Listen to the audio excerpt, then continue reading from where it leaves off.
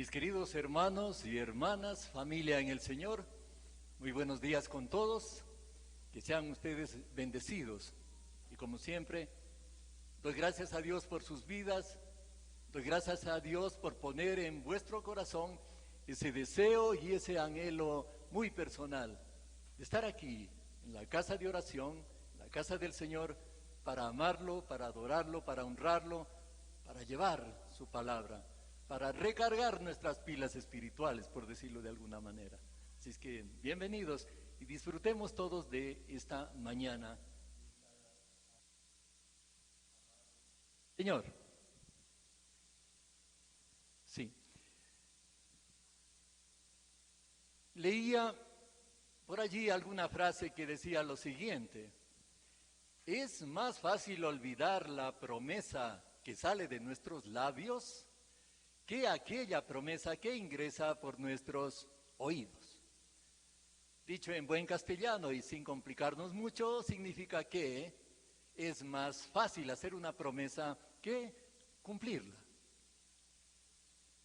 Y es que las promesas en este mundo caído se han ido con el paso del tiempo devaluando, igual que la moneda de algunos países. En el pasado, recuerden ustedes, no porque sean viejos, sino porque han oído, recuerden ustedes que era suficiente la palabra dada. Se hablaba de hombres de palabra y mujeres de palabra. Era suficiente para garantizar el cumplimiento de alguna promesa. Pero con el paso del tiempo, el mismo humano fue añadiendo algunos mecanismos para garantizar de que dicha promesa se cumpla. Porque claro, muchos hicieron promesas durante todo el tiempo de la humanidad y muchos no las cumplieron. Entonces aquello de que doy mi palabra es suficiente, después pasó a ser algo así, una frase que decía alguien: ¿y qué tal si mejor en vez de su palabra, por ejemplo, nos hace un juramento? Muy bien, juro por mi madrecita que está en la tierra o que está en el cielo, juro por esto y por lo otro, incluyéndolo también al Señor, juro que cumpliré. Ah, muy bien.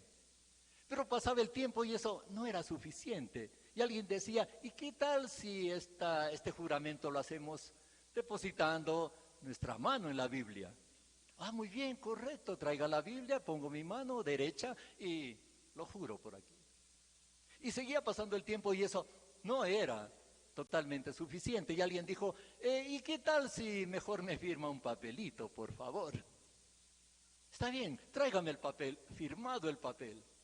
Y no era suficiente, porque alguien dijo: pero ¿cómo me va a firmar en un papelito insignificante? ¿Qué tal si me lo firma en un papel sellado, membretado?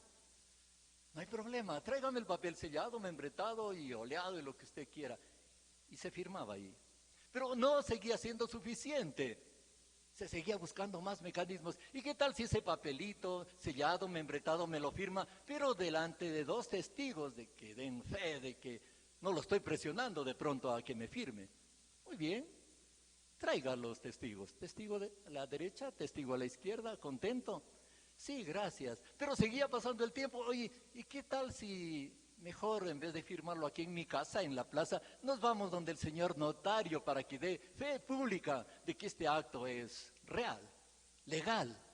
Vamos donde el notario, lo que usted quiera. Y seguía pasando el tiempo y así, ya no era suficiente el notario, los dos testigos. Alguien dijo: ¿y qué tal si traemos también un perito para que nos garantice que la firmita que usted está poniendo ahí no es falsificada? Ojo.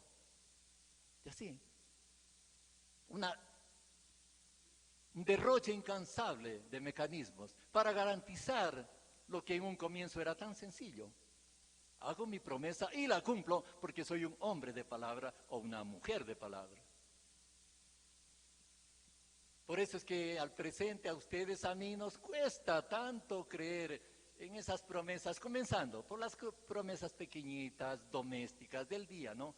Aquello de, ya te visito, ¿ah? Ya te llamo, ¿ah? Mañana te pago, el otro lunes te pago. Ah, sí, claro. Mami, papi, vuelvo temprano. O también aquellas promesas donde, ¿cuál sería el término? Donde se compromete la ideología de alguien, sobre todo las que se dan en campañas políticas. Alguien decía, y si la patria me lo pide, derramaré hasta la última gota de mi sangre. ¿Cuántos lo creen? ¿Quién sabe, no? Y así, la palabra humana en este mundo caído es tan liviana que se la lleva el viento, se devalúa. Pero la única palabra que no se la lleva el viento, que no se devalúa, que no cambia, es la palabra de Dios. Amén. La palabra de Dios. Recordemos lo que dice la misma Escritura. La hierba se seca, la flor se marchita, pero la palabra del Señor permanece para siempre. Amén. Y eso precisamente era lo que Josué y su compañero Caleb creyeron en la promesa del Señor cuando les dijo que ellos entrarán a la tierra prometida. No necesitaban papeles, no necesitaban testigos, no necesitaban peritos, era la palabra del Señor, firme e intachable. La Escritura nos dice que en el tiempo pasado el Señor dijo lo siguiente, refiriéndose a Josué y a Caleb. Decía, ninguno de los censados mayores de 20 años que murmuraron contra mí, decía el Señor, ninguno tomará posesión de la tierra que les prometí. Ojo, solo entrarán en ella Caleb, hijo de Jefone, y Josué, hijo de Nun. Promesa hecha y promesa cumplida, porque ya había llegó el momento de la promesa. ¿Después de un mes? No. ¿Después de un año? No. ¿Después de 20 años? No. Después de 40 años. Ustedes y yo lo estuvimos revisando durante todos estos meses que estamos estudiando el libro de Josué. Y hemos llegado a esa parte, pasamos de esa parte, cómo se fueron cumpliendo las promesas de un Señor todopoderoso. Ustedes y yo fuimos testigos audibles de que había llegado el momento.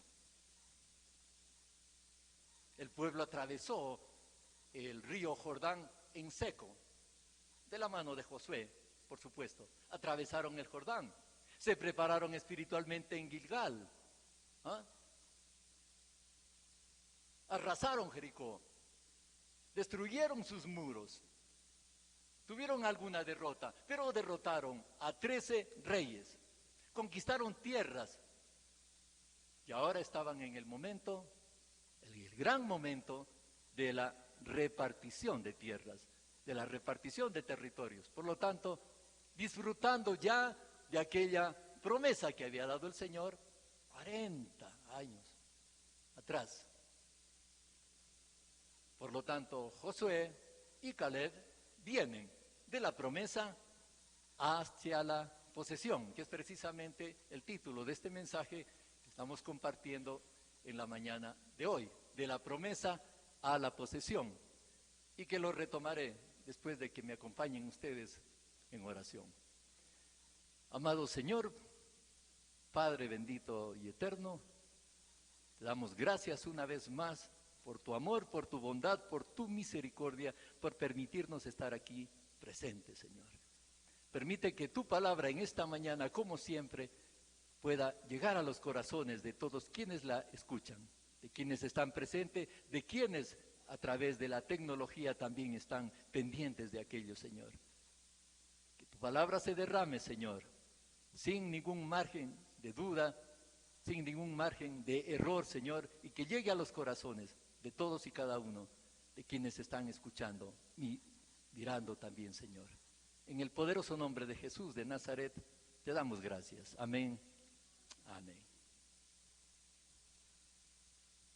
Bien, los capítulos del 15 al 17 del libro de Josué es lo que nos toca en la mañana de hoy abordar con ustedes. Un poquito complicado, ya vamos a ver por qué. porque trae abundante información, sobre todo geográfica, ¿ah? Acerca de cómo van a quedar distribuidos los territorios de Judá, de Manasés y de Efraín. Se muestran nombres, se muestran ciudades, se muestran límites, pueblos y todas las aldeas beneficiarias. Texto por demás, largo, denso. Vamos a ver un breve ejemplo de lo que estoy mencionando. Si vamos a Josué capítulo 15, verso del 1 al 5, la palabra nos dice lo siguiente. El territorio asignado a los clanes de la tribu de Judá abarcaba las tierras comprendidas hasta la frontera de Edom, incluyendo el desierto de Sin en el sur. La frontera sur, que partía de la bahía ubicada al extremo sur del Mar Muerto, salía hacia el sur de la cuesta de Acrabim, cruzaba hacia el desierto de Sin y continuaba hacia Cades Barnea, al sur. De allí seguía por Hezrón, subía hacia Adab, daba la vuelta hacia Carcá. Continuaba por Asmón y salía hacia el arroyo de Egipto para terminar en el Mediterráneo. Esta es la frontera sur de Judá. La frontera oriental la formaba el Mar Muerto hasta la desembocadura del río Jordán. La frontera norte se iniciaba en la bahía de la desembocadura del Jordán. Y en fin, puntos suspensivos, continúa.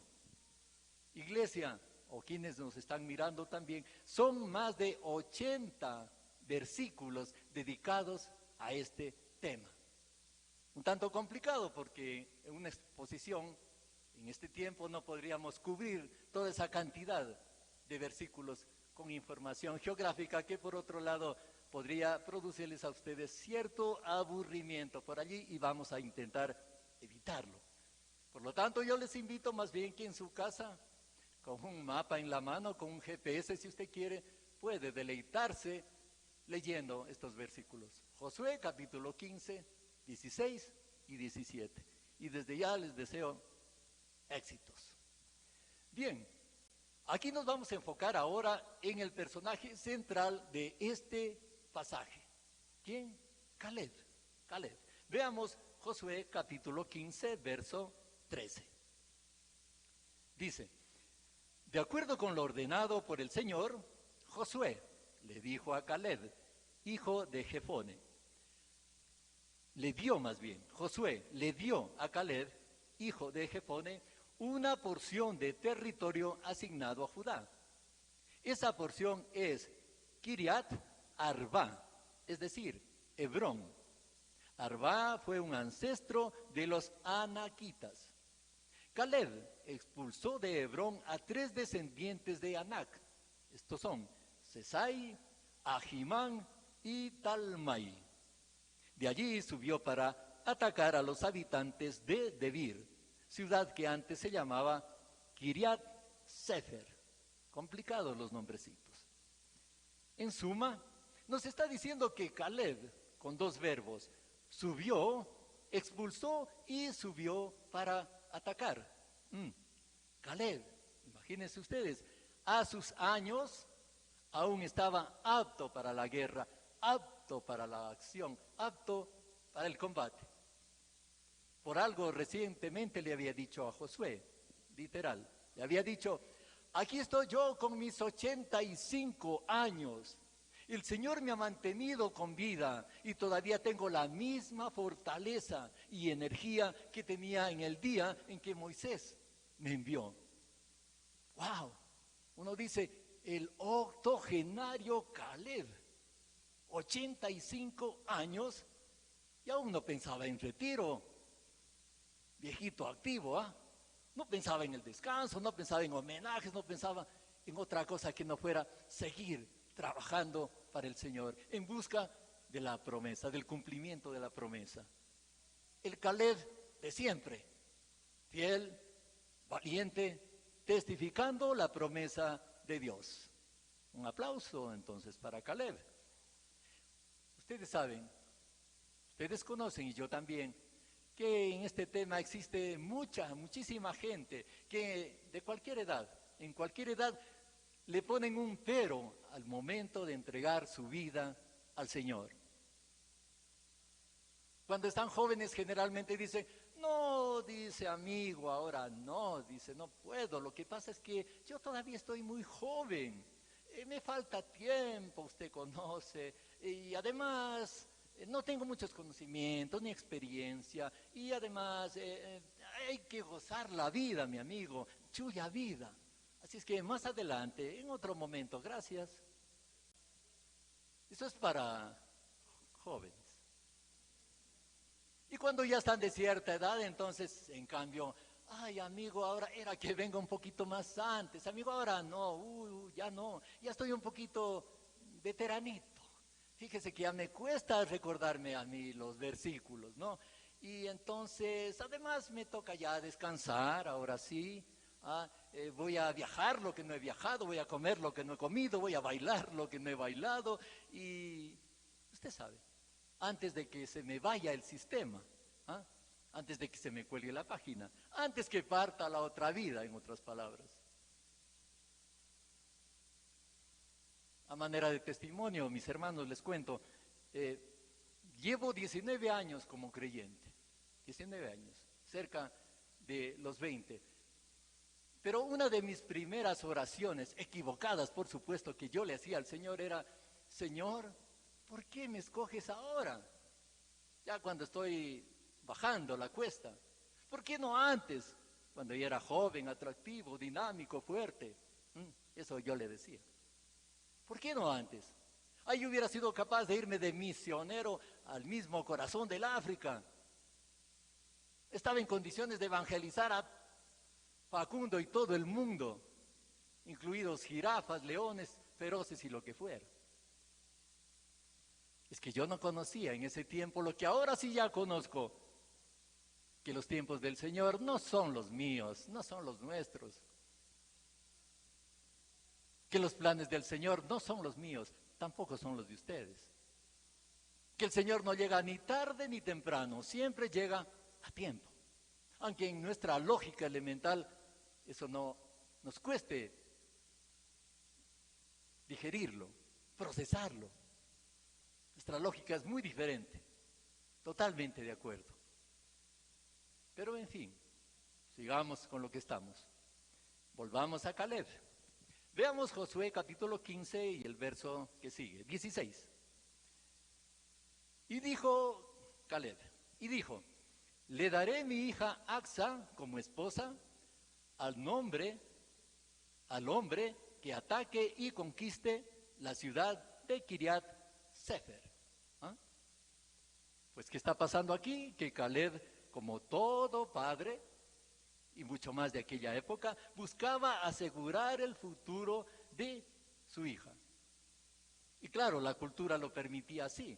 Los padres escogían a los futuros esposos de sus hijas, esa era la cultura. Él ansiaba un esposo para su hija. ¿Y cuál era el perfil que él estaba buscando? Un varón borracho, parrandero y jugador, como dicen los mexicanos. Pues claro que no, por supuesto que no. Él quería un varón que tuviera las mismas características, parecidas por lo menos a las de Caleb. Un varón amante y temeroso de Dios. Un hombre o un varón valiente, que esté alineado a la visión del Señor. Un varón dispuesto a dar su vida por conquistar las tierras, territorios de pueblos paganos. Y no solamente dar la vida por conquistar puntos geográficos o territorios geográficos, sino también por conquistar los territorios del corazón de su hija, Acsa, que por otra parte estaba muy impresionada. Josué 15, 17. Sigamos con esta historia. Entonces, Otoniel, asoma Otoniel ahora, hijo de Kenaz y sobrino de Caleb, capturó Kiriat Sefer y se casó con Acsa. Buenas noticias. El elegido entonces fue su sobrino Otoniel, sobrino de Caleb, quien ya vamos a ver más adelante fue el primer juez de Israel y permaneció así durante 40 años. Tipazo, dirían ustedes. Amada iglesia, amados hermanos, a quienes nos están siguiendo en las redes, nada es casualidad. Todo es diosidencia, no hay casualidades. Dios siempre, detrás de todo, armando las piezas, armando la maqueta, escribiendo la historia con puño y letra de toda la historia de la humanidad, que nos llevaría al punto central que es la redención, nuestra redención a través de su Hijo Jesús. Isaías capítulo 43, verso 13 nos dice lo siguiente. Decía el Señor: desde los tiempos antiguos yo soy. No hay quien pueda librar de mi mano. Lo que yo hago, nadie puede desbaratarlo.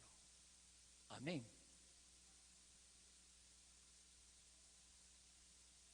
A propósito de este tema que estamos hablando de los esposos, me viene un relato a la mente y lo comparto. No es bíblico, por supuesto, pero nos sirve como ilustración en lo que estamos tratando. Se dice que alguna vez en un reino lejano, siempre los cuentos dicen así, en un reino lejano, el rey, que buscaba también un esposo para su hija, hizo una convocatoria pública, llamó a todos los jóvenes buenos mozos del condado, del sitio, les indicó cuál era la idea. Quería buscar un esposo para su hija. Pero tenían que pasar por una pequeñísima prueba. Y la prueba consistía en lo siguiente. A todos y cada uno de los que estaban ahí presentes, les entregó una semilla diferente. Semilla, semilla, semilla, semilla, a toda una hilera de pretendientes. Y les dijo: quiero verlos aquí después de 6 meses. Me traen en un macetero la planta que haya producido esta semilla, la que les acabo de entregar. Y al que me traiga la mejor planta, la más hermosa, la más fastuosa, le concederé la mano de mi hija. Facilito, dijeron. Y marcharon con su semilla. A los 6 meses regresaron nuevamente, ahora sí, cada quien con hay una preciosura de maceteros, Dios mío. Y unas plantas, la una más hermosa que la otra. Iban desfilando. Y entre ellos venía un joven también con un macetero promedio y solo con tierra, 0 planta, nada. A la hora de calificar, el rey dijo: veamos, veamos, veamos, veamos. Y decidió por el joven que estaba con el macetero vacío. Tú eres el ganador, tú eres el que será el esposo de mi hija. Y los demás, que se habían hasta reído, lo habían ridículo, lo habían puesto en ridículo, en definitiva, a este joven. Se sorprendieron y reclamaron respetuosamente: pero, majestad, ¿cómo le va a dar? ¿Cómo va a ser él el ganador? Si ni siquiera ha tenido el empeño, el coraje de traer una planta agradable, ¿verdad? No es diligente. Y el rey dijo: un momentito, él es el ganador. ¿Saben por qué? Porque el día que yo les entregué a ustedes una semilla, les engañé. Esa semilla era infértil y por lo tanto jamás podía dar una planta. Esas plantas que ustedes me traen acá son falsas, me han querido engañar. ¿De qué semilla serían? Y este joven tuvo el carácter, el temperamento y la integridad para reconocer que no hubo tal planta y vino con su macetero vacío. Pasa, eres el nuevo, eres el esposo de mi hija y el nuevo rey muy pronto. Porque eso es lo que necesito: carácter e integridad, honestidad para el que va a ser el esposo, o mi yerno en otras palabras, y para el que en algún momento conducirá este pueblo. Familia, los tiempos de escoger esposos para nuestras hijas, bueno, ya quedaron atrás, no podemos hacer aquello, pero sí debemos aconsejarles a nuestras hijas, sobrinas, en mi caso nietas, en el caso de algunos de ustedes bisnietas, ¿no? a las chicas de la casa, en definitiva, solteras, recomendarles precisamente eso, que intenten, ojalá, que oren, y oramos nosotros también, por varones, para esposos íntegros, amadores del Señor, temerosos de su palabra, creyentes en definitiva, y que sean, por supuesto, proclamadores en algún momento del Evangelio. Porque esto del yugo desigual no funciona.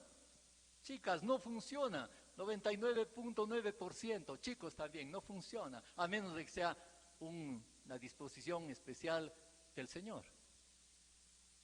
A veces hemos escuchado a nuestras familiares, a nuestras jóvenes mujeres y a nuestros jóvenes varones. Ah, papá, no te preocupes, sí, mi novio como que no cree mucho en eso de Dios, no le hace, a veces lo veo medio ateo inclusive, pero no te preocupes, una vez que nos casemos vas a ver, a bibliazos lo convierto.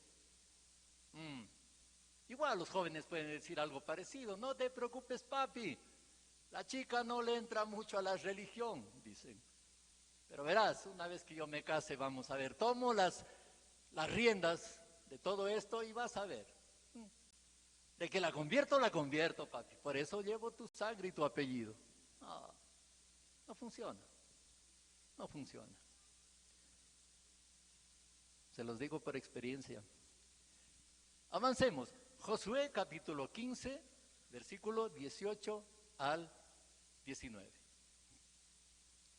Dice la palabra, cuando ella, se está refiriendo a Axa, cuando ella llegó,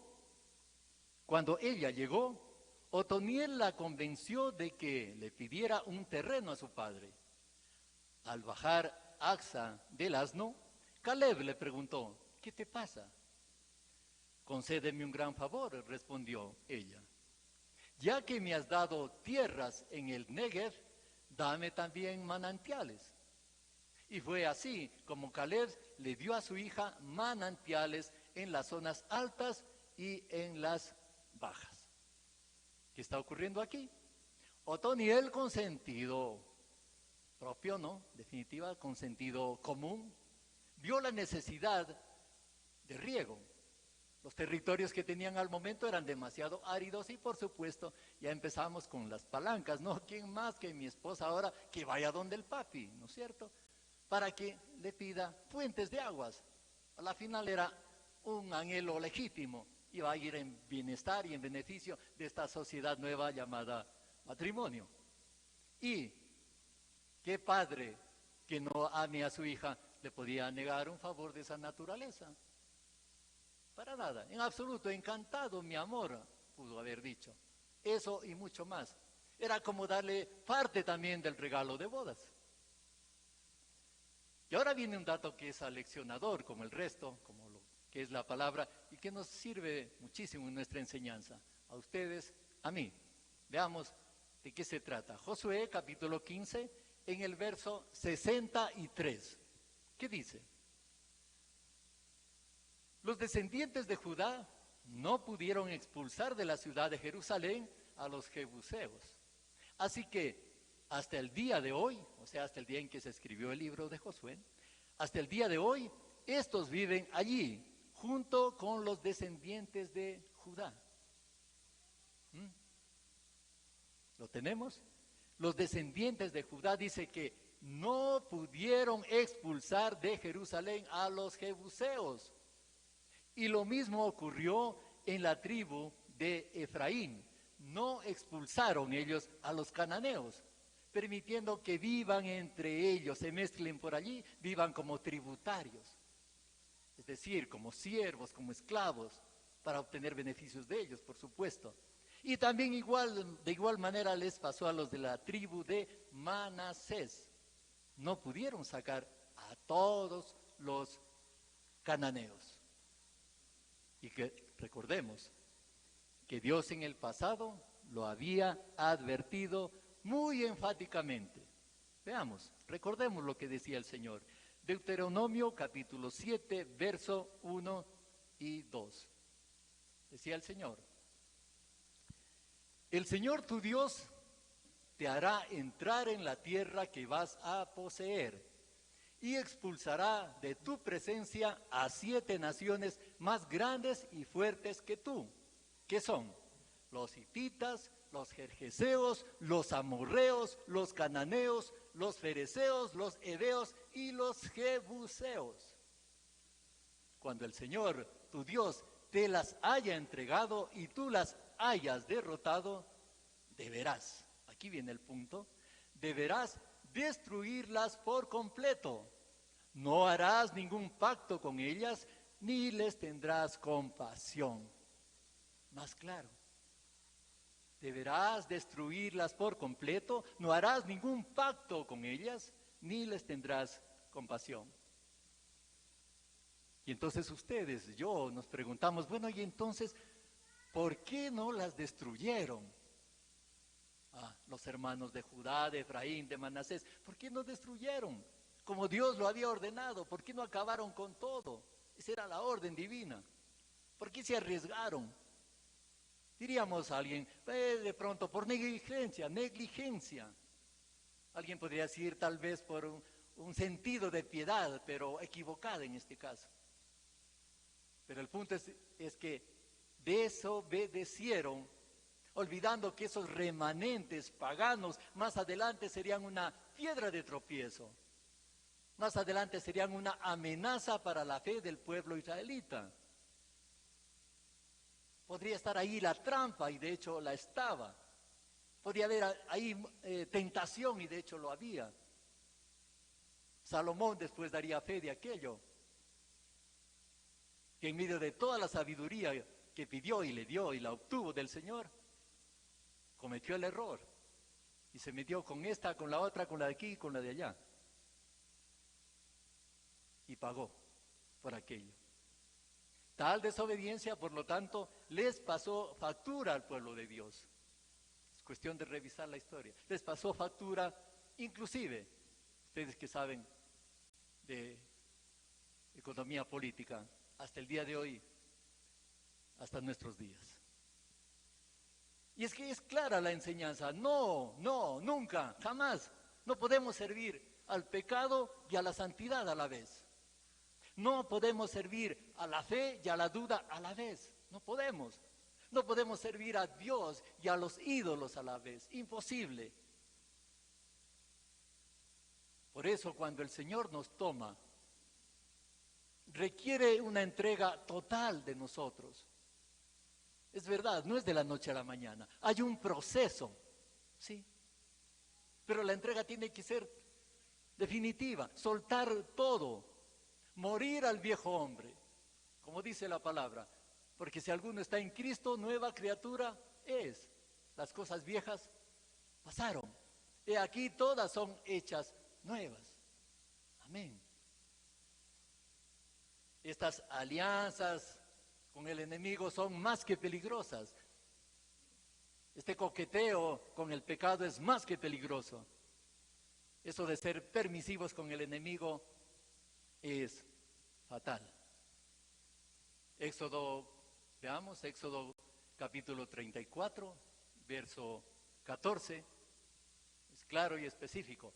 No adores a otros dioses, porque el Señor es muy celoso. Su nombre es Dios celoso. Amén. Bien, avancemos. En el capítulo 16, mis hermanos, se muestra generalmente la repartición a las tribus de Efraín y de Manasés. Continúa esa exposición. Se dice que el territorio comenzaba en el río Jordán, al este de los manantiales de Jericó, y que terminaba en el mar Mediterráneo, por hacer una síntesis apretada. Recordemos también nosotros que José, hijo de Jacob y de Raquel, recibió entonces en el pasado una porción doble de la herencia. Y esta porción doble es la que entregó a sus 2 hijos, a Efraín y a Manasés, a quienes inclusive Jacob, el abuelo, los trataba como hijos suyos. Las posesiones de Efraín, dice la palabra, iban desde Atarot Adar hasta Bet Jorón y llegaban hasta el mar Mediterráneo. A todos los clanes de Manasés se les concedió Galaad y Basán, al lado oriental del Jordán. ¿Algo más? Sí. Así como 10 porciones también extras de tierra entregadas a mujeres del linaje de Manasés, hijas, nietas, tataranietas, etc.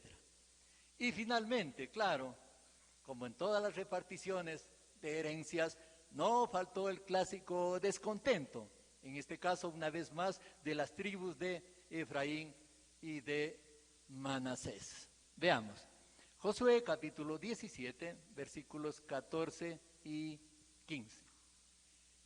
Dice, las tribus de José le reprocharon a Josué lo siguiente: ¿por qué nos has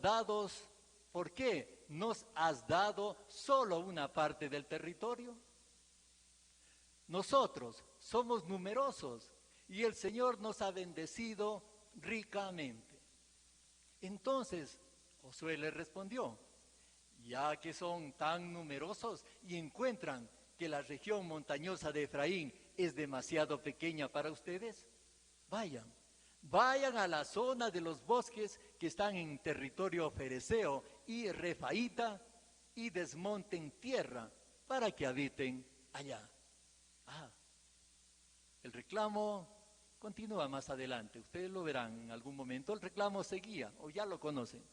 Pero Josué lo cierra así, muy sabiamente, con una exhortación, con una motivación, que nadie podría quedar inerme ante tal motivación. En otras palabras, les estaba diciendo, a ver, cholitos, ¿necesitan más territorio? Muy bien, vayan al territorio fereceo y refaíta y ábranse espacio entre los bosques y los árboles y todo lo que se ponga por delante de ustedes. Hagan el trabajo, flojonazos.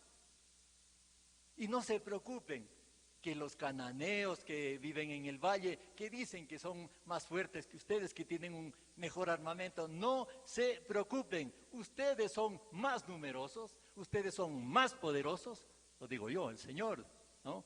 Y por lo tanto seguro los van a expulsar. ¿Quién después de esas declaraciones podría decir, será, no será? Hablando Josué Josué era un emisario del Señor, sabía lo que estaba diciendo. Después de esa arenga, en suma, les estaba diciendo, ¿quieren expandirse? Ahí está la tierra, luchen por ella, trabajen. Amada iglesia, hermanos, hermanas, en nuestro caso pasa algo similar. Muchas de las ocasiones Dios nos ha dicho, nos dice y nos dirá, la promesa, hijo mío o hija mía, ya está cumplida. ¿Te acuerdas que orabas por trabajo? Ya lo tienes. ¿Te acuerdas que orabas por tu familia, por tus hijos, por tu esposo, por tu esposa? Ahí está. ¿Orabas por sanidad? La sanidad está contigo, o la sanidad está en camino. He respondido todas las preguntas que me has hecho. La promesa está cumplida. Pedías un ministerio, ya lo tienes. Pedías oportunidades, ya las tienes. ¿Qué más?